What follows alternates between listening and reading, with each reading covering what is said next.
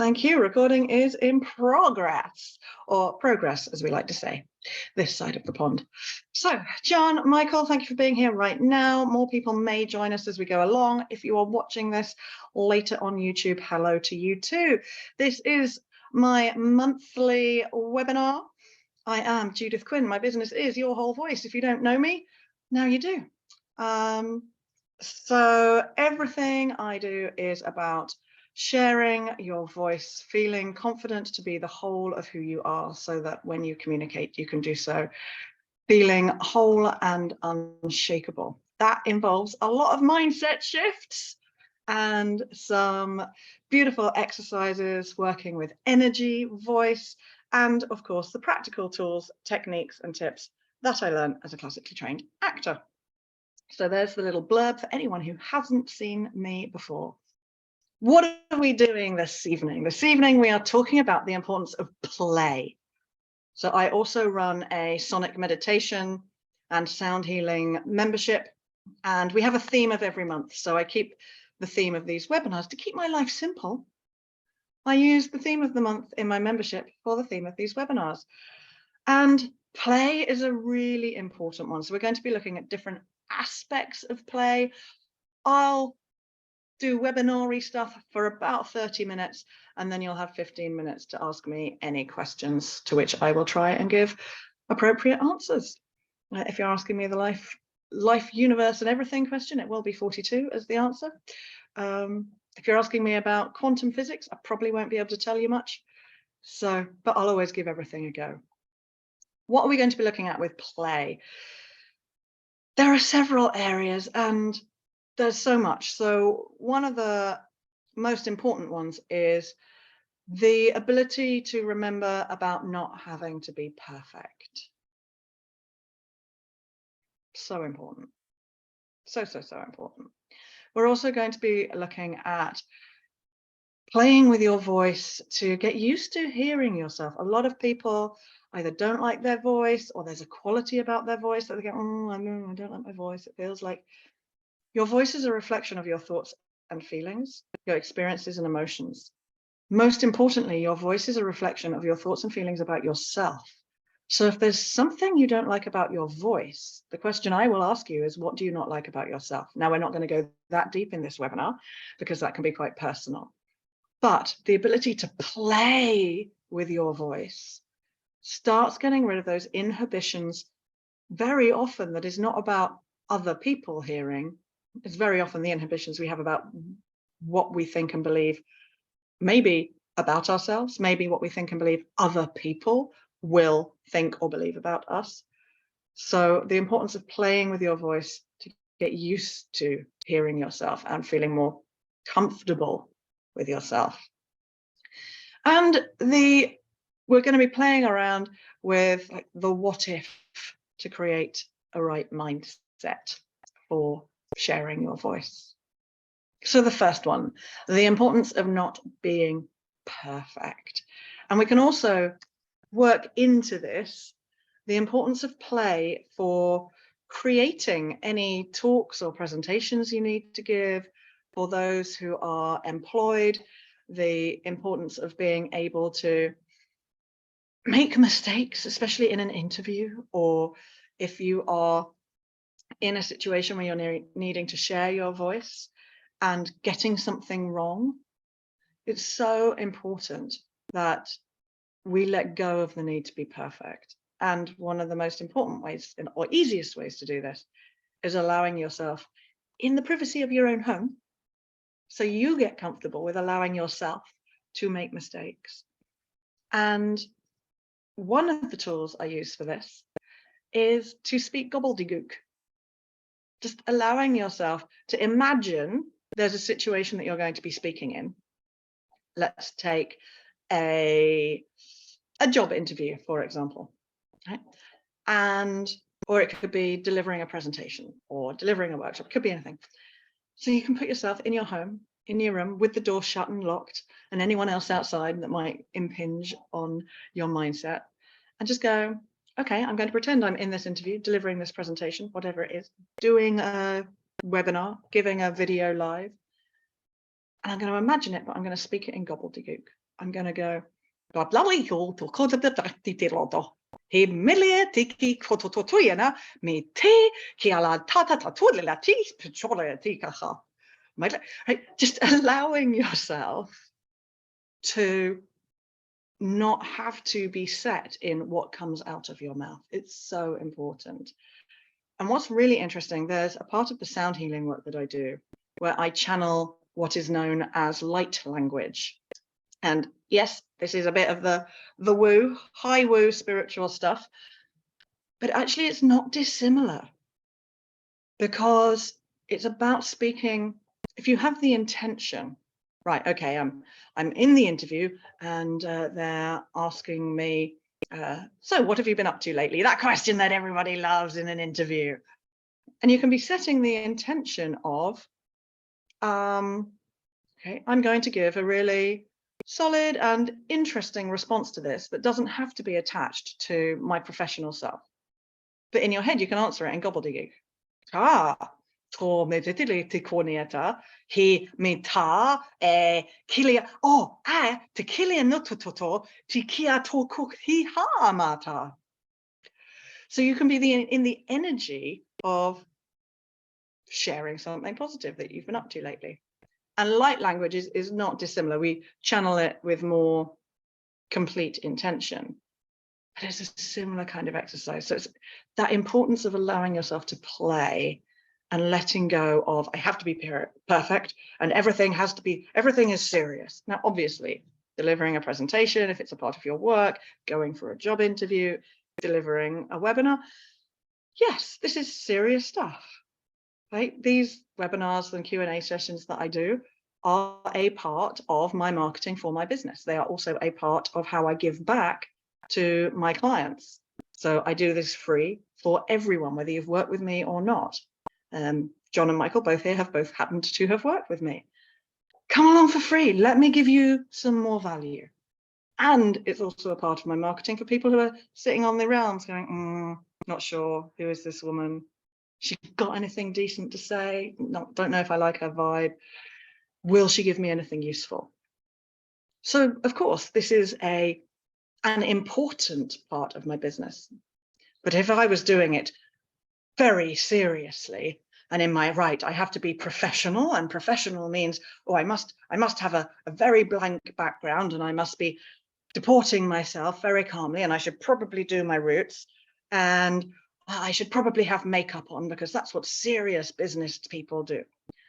When we let go of that ability to be perfect, and which very often comes across as I need to be serious, or with one client that I worked with, the professional, she was speaking on world stages and she'd actually spent over 20 grand working with a vocal confidence person, but was still nervous to get up on stage. Don't ask, I know. And we worked together for the bargain price of 2 grand. And what we looked at was her big problem was she wanted to be seen as professional because she felt she was speaking in front of audiences who were more than her, bigger than her. And I said, well, what does professional mean to you? So I'm going to involve you guys here, John, Michael. What does professionalism? So if someone's professional, what does that mean to you? Michael. I was about to defer to John. Okay, John. No, to take the pressure off myself, but you did throw to me. So professional means,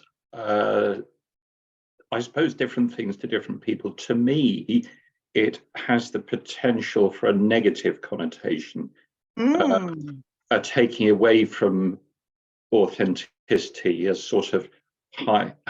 Oh, I've got to step up now and be professional, which using that formulation tends to suggest a departure from oneself and therefore added pressure. If you were to call it competent and capable, then it would mean something a little less intimidating. But professional has a sort of feeling of not altogether desirable formality and performance about it, but that's just me. the negative connotation you've put on it. But what's interesting there is you also said competent and capable. So if I put out that I was an amateur vocal coach, would you have come to me? That's a good question. And of course, no. If I'd have said I had 25 years experience, or sorry, 18 years experience in amateur theatre rather than a professional classically trained actress, would that have made a difference? Possibly. Yeah. Possibly. 18 years in amateur theatre or 18 years as a professionally trained classical actress. Oh, I see. Yes, the latter would have had more impact. So I invite you to start allowing yourself to shift your own mindset on professionalism to allow yourself to accept your status as a professional. Well, it's funny because you very politely and by inference suggest a sort of double standard there. It's an attractive quality in a professional that I'm hiring to help me, but in me, I'm going, oh, there's a bit of recoil. Which is exactly what my client felt. So you are not alone in this. John, what does professional mean to you when you hear professional? Yeah, so I had a bit of a discussion the other day with someone around, like, when you break professional from, say, your personal friendships. I'm going to use this example. So when you're seeing your friends, it's a different sort of energy and way that you show up than when you're connecting in a professional setting. Yep. It's, for me, it's like that thing about authenticity. It's, you're a lot more relaxed in your friend setting, where there's a sense of, in a professional setting, that there's certain, might be a certain task you need to do, so there's a certain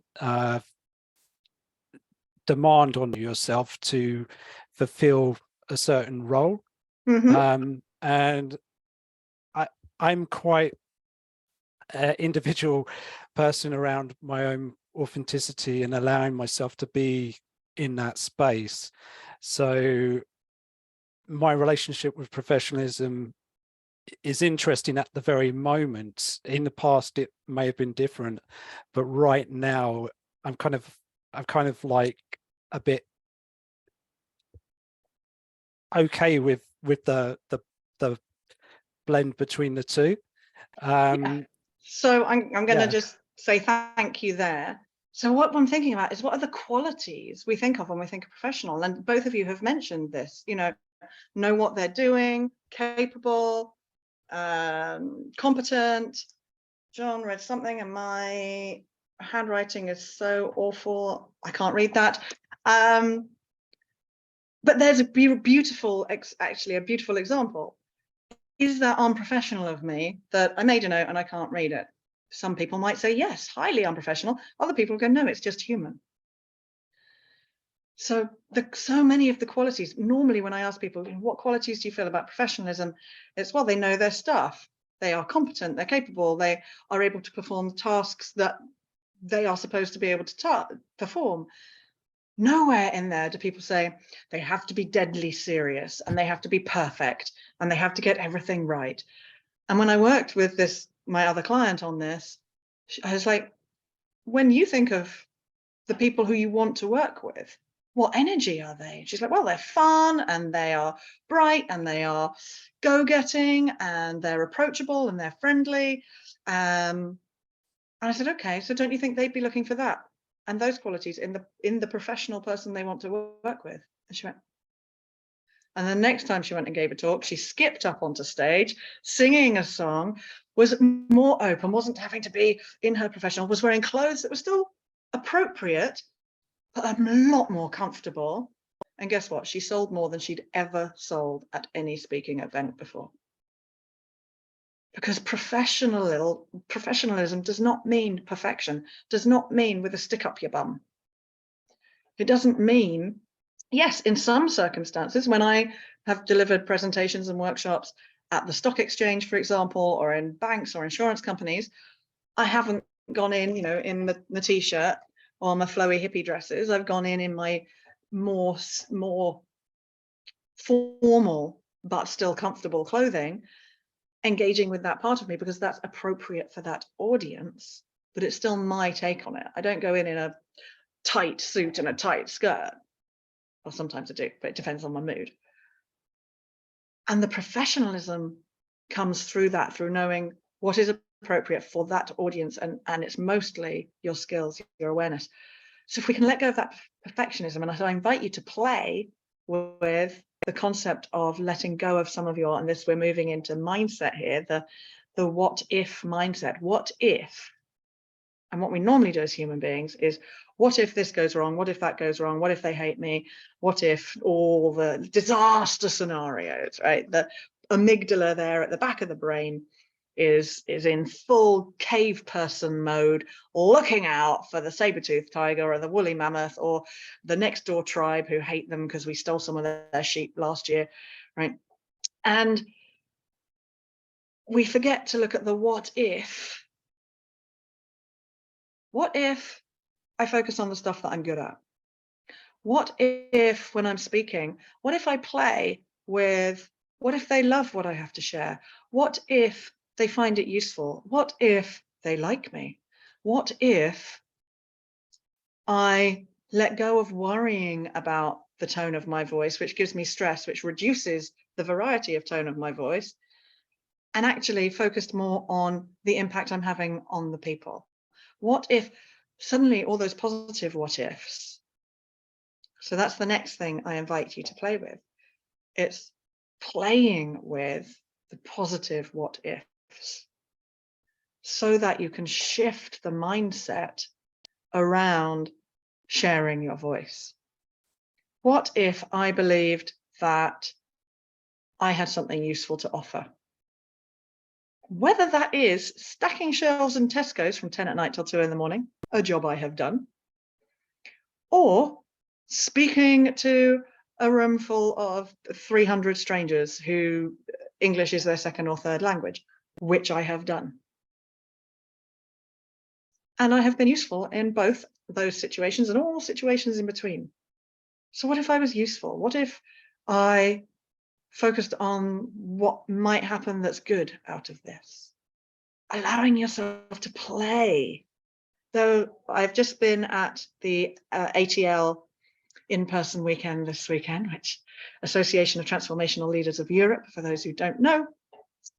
And it's a bunch of people like myself who work in transforming other people's lives from all around Europe. And we come together, and our president, Marie Diamond, who is in The Secret and is a master feng shui and works with top end people like in Hollywood and the personal development world. And we actually had Ken Honda join us this weekend, who's written 120 books and sold nearly 9 million books. It's just an amazing energy to be in, and it's all very much this positive what if you could. And one of the ladies who's a new member, she said to me, she goes, oh, do you know what, I play a game with my husband and I want to share this with you guys now, because she was sharing it with me for something that I'd come up with a problem. And we were talking about relocation. That was it. Because we play a game which is, wouldn't it be amazing if? And I thought, that's so good. And I could play that with myself. I could just be scrolling down in multicolored pens, because I do love multicolors to keep my brain focused. Wouldn't it be amazing if? Wouldn't it be amazing if you went away from here and played that game around the situations that you find challenging for your voice? Wouldn't it be amazing if I went into a job interview and just spoke about myself really positively? Wouldn't it be amazing if the next workshop I run, at least 5 people go away having had their lives changed and everyone else has taken something? Wouldn't it be amazing if I lived in a castle? Wouldn't it be amazing? I think, what an amazing game. And this is the power of play. I invite you to open up those thoughts and feelings about yourself by playing a game like, wouldn't it be amazing if? We might even play that on the 3rd of June. I might incorporate it into the half-day workshop. Because wouldn't it be amazing to see how that might work in that situation. And that's me allowing myself to play, to step out of my comfort zone and put something new in that I've not experienced before. To play, to see if it works. Because we always get so stuck in, right, well, I'm going to say this, and then I'll say this, and I'll go, well, wouldn't it be amazing if I was able to talk about the voice vibration, sound healing, and the vocal confidence, and my corporate work, all in the one space? Guess what? When I started doing that, things really started taking off.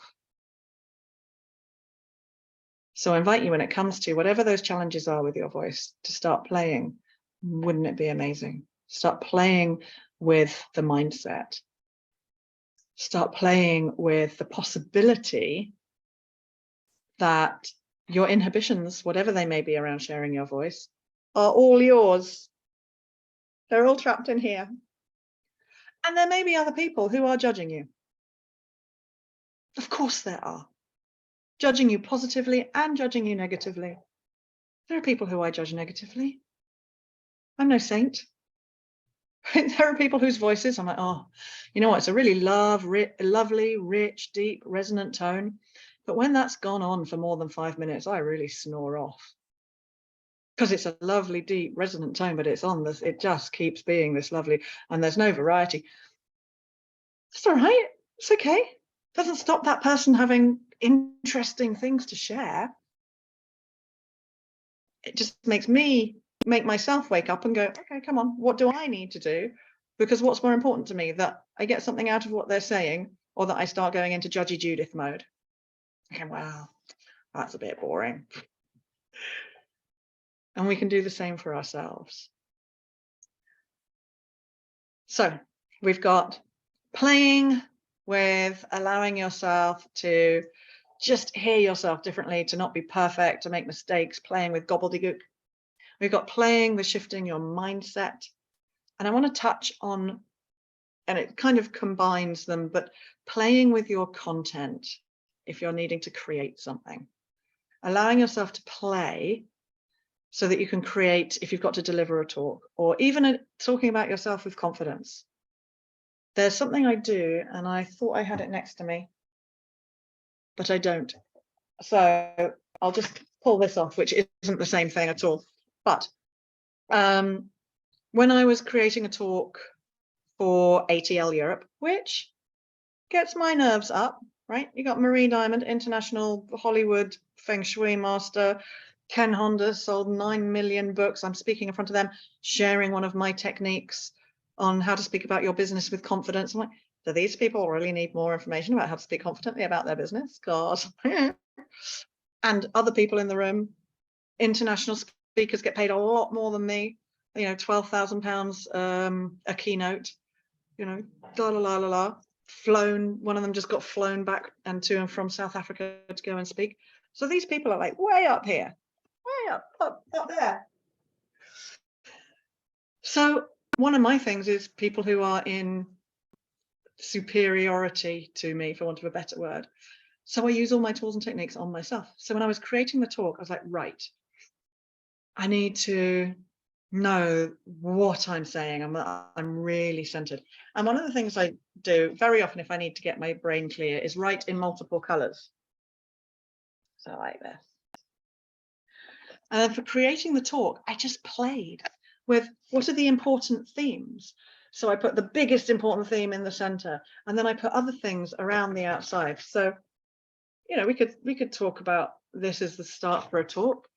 Yeah, they're actually my values and qualities. So I am both direct and light. But so you can play with creating content for your interview. Okay, what's the most important thing? My experience. Okay, experience. And then you can put in a different color, this and this and this, so that you're not, again, not stuck in your head around what it is you want to say. Not stuck in making it right, and allowing yourself then to start playing with those sections. You know, okay, this one needs to go there. Actually, no, that section can go there. And then we can play it around. And that is one of the main ways that I create my talks. The other thing I do with creating talks, and I play, is very often, I always do a morning walk. Well, not always, at least 5 hours, 7 days. And very often my ideas, my clarity comes to me on my morning walk. And so I'll be speaking out loud on my morning walk. And I'll just be going, oh, right. So everyone here is a transformational leader. Every single person in this room liberates lives and consciously, positively transform lives. If you believe and agree with that, give me a little wave. Fabulous. So I'm walking and talking to myself. I don't care if people think I'm crazy. Sometimes if I have my phone with me, I put the voice recorder on. Oh, you can't see because of the light, but I put the voice recorder on and I record the notes as I go, and I can use them. That is handy, but not always. So again, play with going for a walk and talk, creating the content you need for that interview, for that workshop, for that live. On my way back from where I was this afternoon, I was walking back going, okay, right. Now, I think I've said in one post that I'm going to be talking about this, and in another post I'm going to be talking about this. How can I bring them together? Anyway, I know what I'm going to want to talk about because it's about playing and setting ourselves free. But walking and talking out loud to yourself is a marvelous way to play, to give yourself more confidence and to get creative with what you're going to be putting out there in the world. So those are the 3 key tips for this month's theme. So just to recap, allow yourself to play with your voice, speak gobbledygook, to let go of the need for perfection.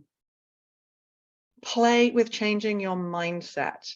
Look at things in a different way, looking at things like professionalism. Oh, what does that actually mean to me if I'm scared of that? What qualities does that mean and what doesn't it mean?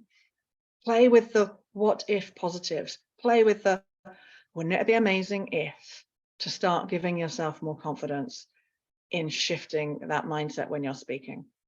And thirdly, playing with creating content by a couple of tips, tools that I've given you there, like write it down in multicolors, put the center thing at the center, you can move it around. Another way of doing that is on, do I have any here? Normally have tons, multiple post-it notes. Oh, there they are. So any ideas you've got for your talk or your interview or whatever, write the one idea on the post-it note, stick it somewhere, the other idea on the post, and then you can just move them around and go, okay, I want to talk about that first, then that, and then I'm going to do this exercise. Always, hopefully, useful this evening for you to start playing to create more confidence in who you are and when you share your voice. That's enough of me banging on. Carly's come to say hello. Do either of you have any questions for me? After you, John. Okay, yeah, I'll just quickly. So I'm in a weird space today. I feel kind of a bit nervous or blocked off, or I don't know what it is, because sometimes I can feel quite relaxed coming into environments, and then other times I can go into environments and not feel so relaxed. I'm wondering if that is to do with mindset or if it's to do with just a lack of practice, or I don't know. It's just a sense of a feeling that sometimes you can be very clear in what you want to say and communicate, and then there's other times where you feel a bit not like that. And this theme of play, I understand it's about relaxing and getting a sense of just being comfortable within yourself. I don't know, I know, not just in speaking but also as an actor as well, I know I can have those moments where I don't feel as comfortable, and then there's other times where I feel really confident in what I'm doing. So I'm just wondering if you've any thoughts on why that happens. Usually it's situational. So you're in a situation where you feel uncomfortable and so the nerves come up. It could be personal, it could be the people that you're with. So it could just be like all the types of people that you're with. And it's just allowing, and this is where the playing, and I know you were talking about more vocal range and your voice as an actor, and playing, letting go. And you and I have spoken about this before, John. I think the perfectionism thing is that you've got very much there's a right way mindset. There is a right way to do this, and I want to do this the right way because I want to fit in and I want people to think of me that I've done it correctly and well. In order to play, we have to let go of there's a right way mindset. And especially as an actor, that's where the juicy bits come. Yeah, no, definitely. I definitely, as an actor, I've had there's a class I go to which I haven't been to for a while, and that class has allowed me to kind of step into that. So I invite you as well, when you're thinking about, because I know you're interviewing and stuff at the moment, just allow yourself to play more and more at home on your own with, okay, well, what if? Oh, here's a great game, because every single one of my clients dreads this. What if I allowed myself to be, not even sound, to be arrogant? What if I allow in the privacy of your own home, it's okay. None of my lovely clients are ever going to be arrogant because they're also terrified of it. But what if play the game? Well, what if I was in an interview and I was really arrogant? And start saying the things that the arrogant version of you that lives in a different multiverse would say in that interview. And then ask yourself, oh, actually, was any of that a lie? No. Was some of it bragging? Yes. But actually, what could you then take from it? So it's not that you're going to then go and say those things, but actually, well, what could I take from that? If I played with being arrogant, let me play. What if arrogant me went into that interview? Well, of course, I am the absolute best vocal coach in the world. No one ever needs to come to anyone else because I can sort out any problem. And quite frankly, there are other people out there who call themselves vocal coaches, but I wouldn't believe them if I were you. Right? That makes me feel horrible. But I needed a little bit of that energy to go into that ATL event and be in I 100% deserve to be here in front of these other amazing people. And it helps because I know some of them, well, most of them, and it's a really loving, high vibe environment. But I needed to be in a little bit in like, no, I really fucking deserve to be here. Yeah, I think it is a case of that is just letting go of your inhibitions and not getting so, So do it in the privacy of your own home. So there you go. There's my task for you. Okay. Start embracing your inner arrogance and notice what you can take from it. It's like at drama school when you do an exercise and you've got a speech and you have to do it as if you are whitewater rafting, right? You're never going to do it like you're whitewater rafting because you're playing Queen Elizabeth I, right? And she didn't, to all knowledge, go whitewater rafting. But do the speech as if you're whitewater rafting, as if you are an American game show host, as if, and see what that brings to it. And you can do the same for you in real life. Okay, thank you. My pleasure. Michael, any questions?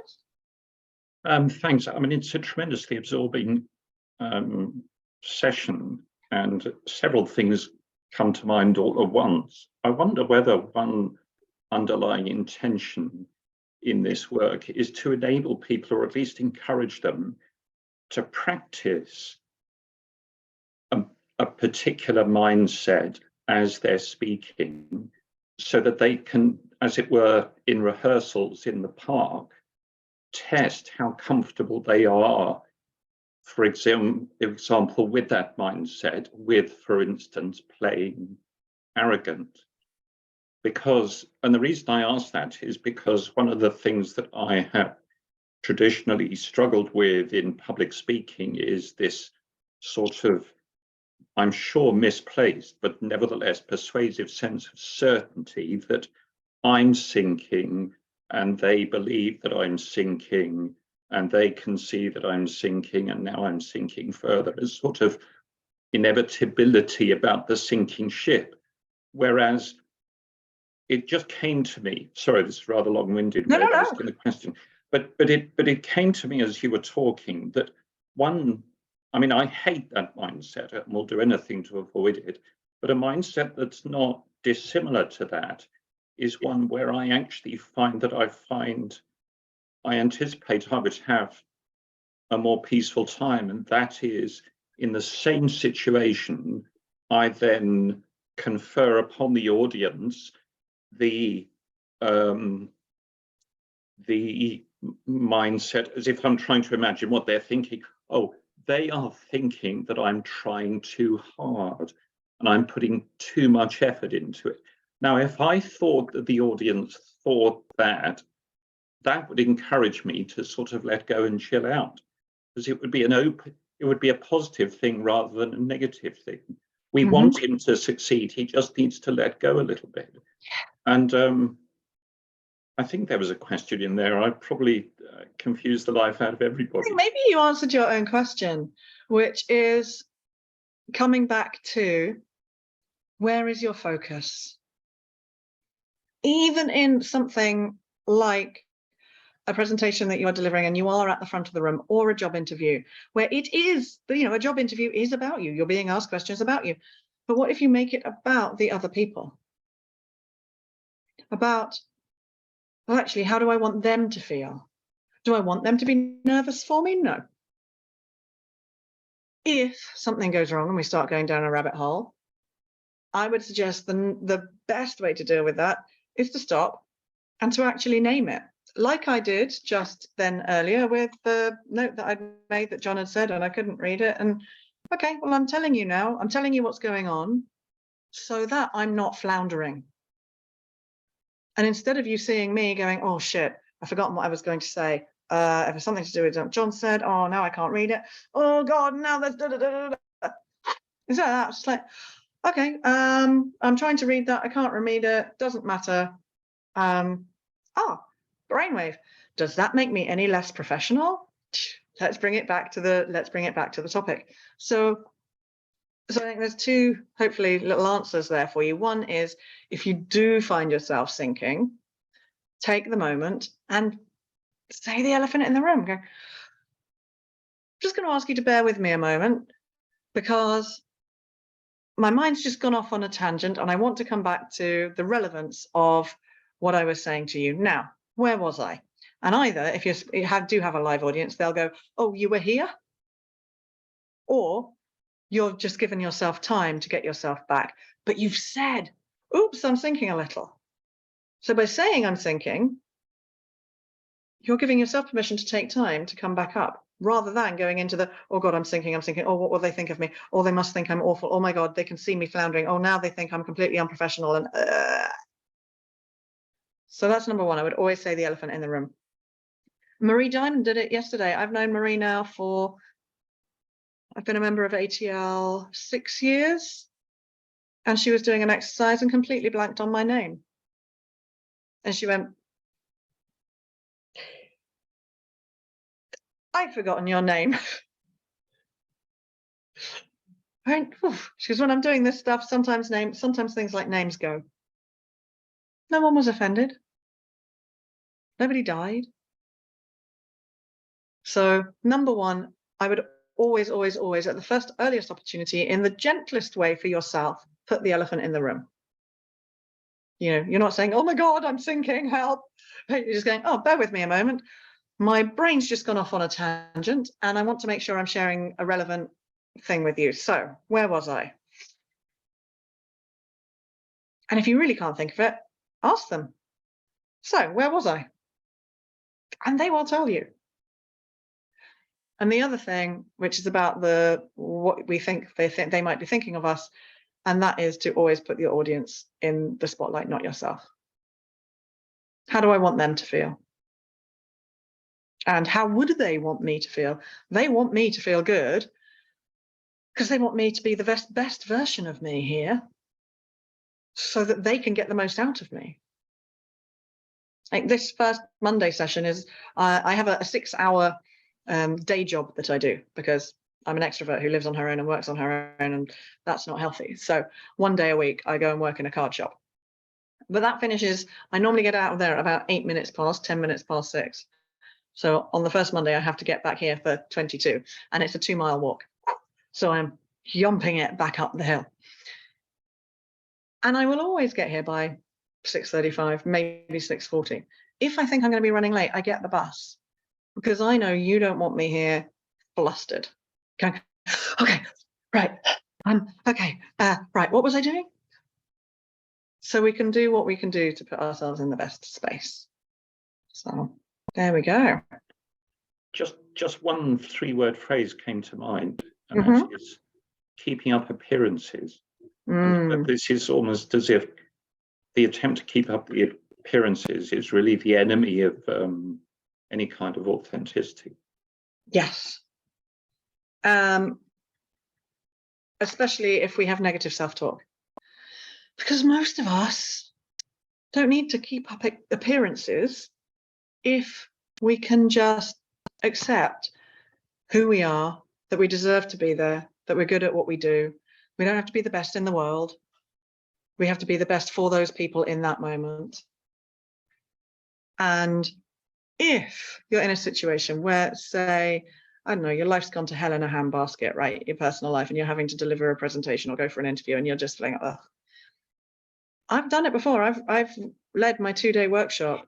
And one of the first things I've said to people when they're gathered is, okay, so that you know, if I'm a little bit weird in the breaks, it's my niece's funeral today. And so my brain in the breaks might not be quite here. I made the conscious choice to not go to Canada for her funeral because, you know, we're Irish and there's thousands of people going to be there supporting my brother, and I can go at a later date to support him when there's less people around. I made the conscious choice to be here today because I can't help my brother right now, but I can help you definitely transform and change your lives. But if I am a little bit spacey during the breaks, you know why. I'm not being rude. So let's get on with helping you find your vocal confidence.